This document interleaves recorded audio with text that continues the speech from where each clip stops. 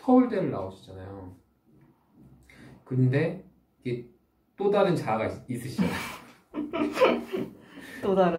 불현듯 다 정리하고 이제 네, 맞아요. 거의 리셋을. 그쪽으로 갔잖아요. 근데 저는 그런 게 되게 궁금한 거예요. 그러니까 2018년 여름에 갔으니까 영국의 바스라는 런던에서 기차 타면 1시간 반, 서쪽으로 1시간 반 가면 있는 도시에서 있었고 공부를 거기서 한 거죠. 그러니까 런던 밖에 대학교에서 공부를 했고 이제 취업이 되면서 그게 런던이었기 때문에 런던에 와서 한 5개월, 6개월 정도 런던에 있으면서 거기서 일하면서 이제 런던 생활 5개월. 일도 하셨었구나. 네. 그러면 공부도 하시고 일도 하시고 취미로 모델도 하시고 저는 그래서 공부하신 줄 알았는데 옷은 안 파셨어요 거기서? 옷은 아니 생각해보니까 옷도 팔았잖아. 그거 다 해서 내가 뭐 합법적으로 사업자 내고 한 거 그런 거 아니고 그냥 중고거래 사이트. 왜냐면 이거 옷 팔았다고 하면 저 잡혀갈 수도 있어요. 아, 진짜? 영국에서 그거 학생 비자 가지고 사업해갖고 팔면 불법이에요. 저 잡혀가요.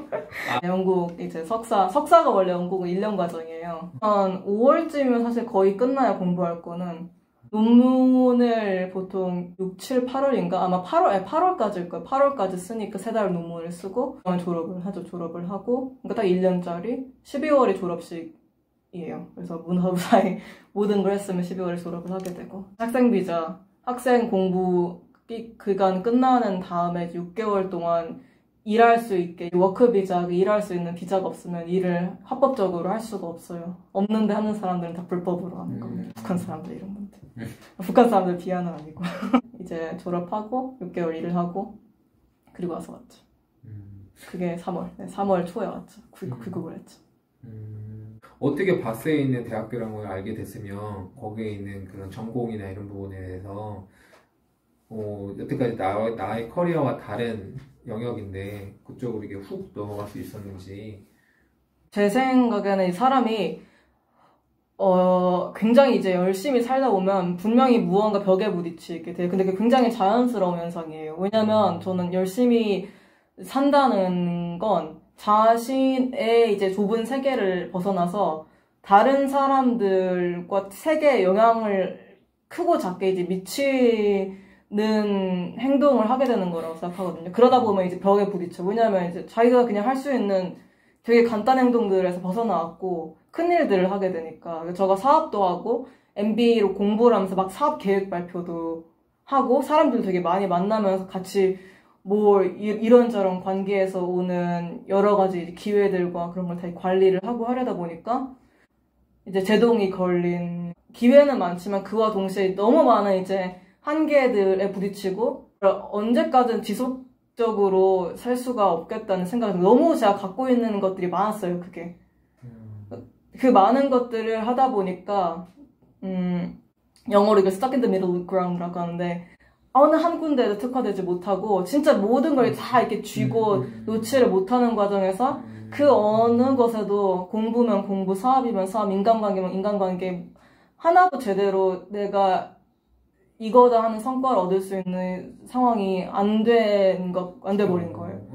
나는 그럼 뭘 이제 공부를 해서 무엇을 공부하는 것을 기반으로 어떤 일을 그 다음에 할 것이고 나라는 사람을 어떻게 이제 정의를 좀 내리고 그 목표를 가지고 살 것인가. 지금 난 너무 이제 이것도 아니고 저것도 아닌 사람이 되어 있는 것 같다. 다 정리를 했죠. 사업도 정리를 하고 열심히 굉장히 했어요.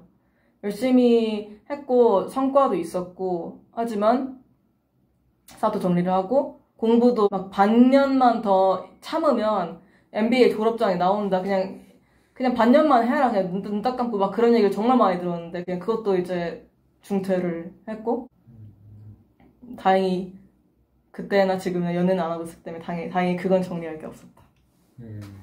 영국을 가겠다고 하는 건 진짜 정말 우연인데 나한테 있는 게 잠재해 있는 게 되게 많아요. 우연히 같이 주워들은 정보도 있고 우연히 만났던 사람도 있고 근데 그 우연히 이제 내 뇌에 약간 잠재 기억에 저장이 되어 있던 정보들이 내가 어떤 벽에 부딪혔을 때 그게 딱 튀어나와서 나한테 해답을 줘요. 좀 그때 이제 모든 걸 리셋하고 그럼 뭘 해야 될까를 했을 때 제가 그 생각을 했던 여름에 저번에 영국 석사 설명회를 들었었어요. 그냥 목적 없이요? 그거는 진짜 우연히 들었어요. 우연히 들었는데 그냥 석사 공부 좋으니까 한번 들어보자고 영국이었는데 영국에 대해 저는 이제 아무도 모르고 아무 생각도 없었는데 2017년 여름에 제가 영국을 갔었거든요. 영국 셰필드라는 곳을 가서 MBA 하면서 약간 해외 연수 프로그램 같은 게 있어서 갔어요. 그 영국이었어요. 저희가 막 엄청 미국을 가고 싶어 했는데 저도 가고 싶어 했고 근데 그게 안 돼서 영국을 갔어요. 좋은 기억으로 그게 남아있으니까 12월 달에 영국 석사 프로그램을 듣고 그때는 뭐 영국 석사 해야겠다 그런 건 아니었었어요. 그냥 이런 것도 있네. 언젠가 해보면 좋겠다 했는데 그 언젠가가 제가 그 당시 생각했던 그 언젠가 막 5년 뒤였어요. 3년 뒤, 5년 뒤인데 그 갑자기 6개월 뒤에 제가 이제 원서를 쓰고 가게 된 거죠. 다 영어잖아요. 네. 그 석사인 거죠, 그게. 그쵸. 그 막 토플 이런 것도 공부하셔야 되고 맞나요? 토플 요새 IELTS를 보는데요. 네. 겸손하게 최대한 말해야 되기 때문에 하여간 노력하면 별로 어렵지 않게 점수를 받을 수 있는 따로 이렇게 뭐 전공 시험이나 뭐 논술 시험이나 이런 건 없었어요? 학교에? 없어요. 약간 shut up and take my money이기 때문에 돈을 주면 갈 수 있어요. 의지가 있고 네. 내가 이제 공부를 하겠다. 네, 약간 의지는 있어야 돼요. 그냥 완전 이상한 애면 그쵸. 못 와요. 못 오고 영어 못해도 못 가요. 그래도 어느 정도는 제가 보기엔 학사보다는 쉬운 것 같아요. 학사는 되게 빡세기 때문에. 다 리셋을 하고 그 전공을 선택한 이유가 있었어요?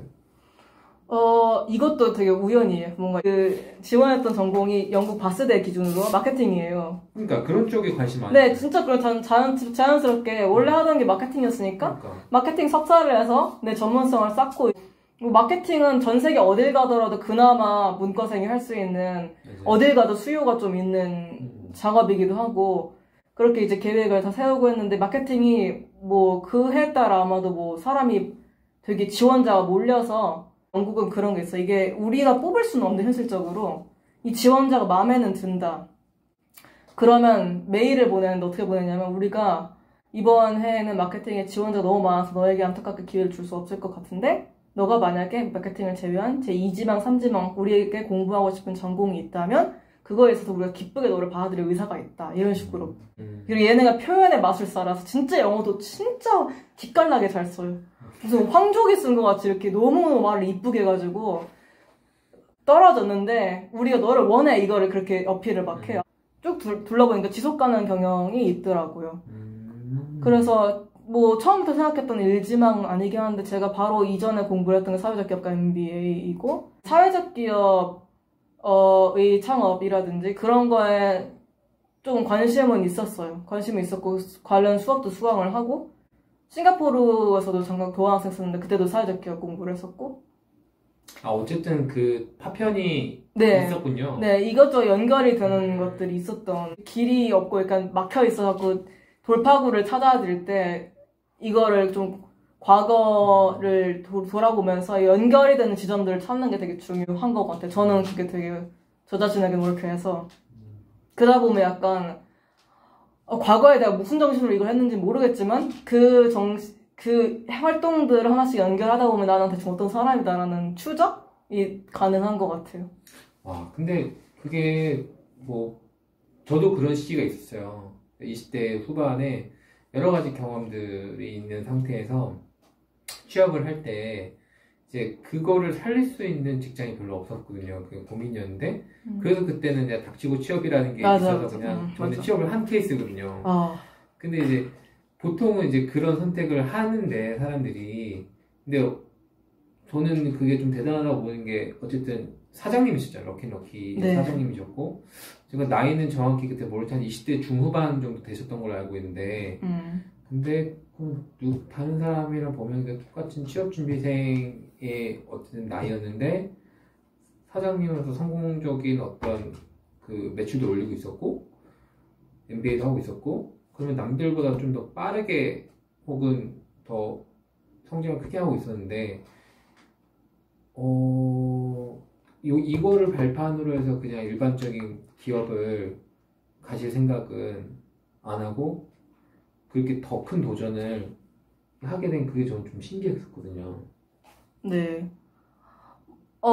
근데 일단은 제가 도전을 아예 막 제로 했다, 안 했다는 아니에요. 왜냐면 제가 카이스트 MBA를 지원했던 시기가 네, 아마 그때가 전에 잠깐이지만 그러니까 중소기업에서 일을 했고 대기업에서 일을 한 건 아니고 중소기업에서 일을 하고 근데 그 중소기업이 망해서 제가 실직이 되면서 집에서는 이제 뭐라도 그래도 좀 제대로 된 일을 해봐야겠다라고 압력이 들어오고 제가 이제 뭔가를 일을 찾았어야 되는 시기라서 그때 인생에서 아마 지금까지 기준으로는 유일하게 대기업들 그 채용 정보를 찾아보면서 공채 같은 거 지원을 막 했어요. 그러니까 엄청 많이 한 건 아닌데 그래도 한 10개 정도 기업은 지원을 했던 것 같아요. 네, 그와 동시에 이제 MBA 지원했던 때가 그때였어요. 맞아요.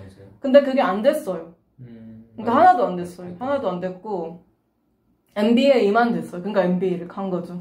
그러면 어떻게 보면은 이제 어쨌든 그게 저도 그랬었거든요.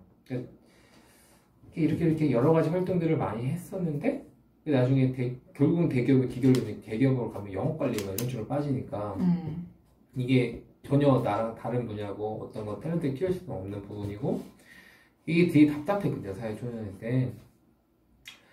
그래서 저도 때려치고 나서 다시 약간 그 원래 했던 공부를 하고 싶었던 해서 한 공백이 한 2년 정도 있었어요. 저는 그래서 대학 취업하고 나서 그만두고 2년 정도 공백 있고 그 다음에 이제 그 이후에는 나이가 차서 이제 대기업을 갈 수가 없어서 저는 중소기업을 간 케이스였거든요. 다시 저와 인생이 좀 어렵겠으면 다른데 저는 지금 제가 좀 이렇게 수리님 외국을 갔다는 걸 궁금했던 게 저는 외국에 한번 살아보고 싶었거든요. 근데 항상 이 바운더리를 못 벗어나는 거예요. 이 한국이라는 이 바운더리를 못 벗어나고 그래서 그 외국에 제가 그래서 그게 궁금해서 여쭤봤던 것 같아요. 그러니까 석사를 가게 되고 그걸 결정하게 됐지만 어쨌든 거기까지 비행기 타고 날아가서 생활하고 이게 진짜 좀 대단하다고 봤었거든요.